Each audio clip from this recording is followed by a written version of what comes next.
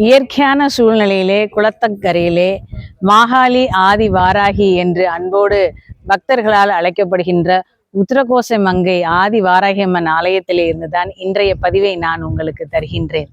வாராகியம்மன் வழிபாடு 50 வருடங்களுக்கு முன்பாக எந்த பாமர மக்களுக்கும் தெரியாத வண்ணத்திலே மிக ரகசியமாக சித்தர் பெருமக்களாலும் சாக்த உபாசகர்களாலும் செய்யப்பட்டு கொண்டிருந்த ஒரு வழிபாடு. ஆனால் இன்றைக்கு வாராகியம்மனை பற்றி தெரியாத பாமர மக்களும் பக்தர்களும் இருக்க முடியாது என்கின்ற அளவுக்கு வாராகியம்மனுடைய வழிபாடு என்பது பிரசித்தி பெற்ற பிரபல்யமான வழிபாடாக தமிழகம் எங்கும் நிறைந்திருக்கின்றது. அப்படிப்பட்ட வாராகியம்மனுடைய அனுகிரகம் நிறைந்த திருக்கோவில்களிலே ஒன்று உத்தரகோச மங்கையிலே இருக்கக்கூடிய ஆதி வாராகி அம்மன். இந்த அம்மனுக்கு ஆதி வாராகி அம்மன் என்கின்ற பெயர் காரணம் வருவதற்கு என்ன ஒரு நிகழ்வு என்றால், இங்க இருக்கக்கூடிய அம்பிகை சுயம்பு மூர்த்தி.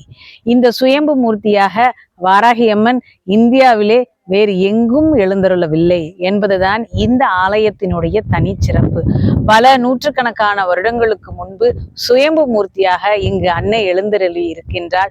மங்கள நாயகி மங்கள நாயகர் உடனுரை உத்தரகோச மங்கையிலே ஆதி வாராகியாக அம்பிகை இங்கு எழுந்தருளி இருக்கின்றார்.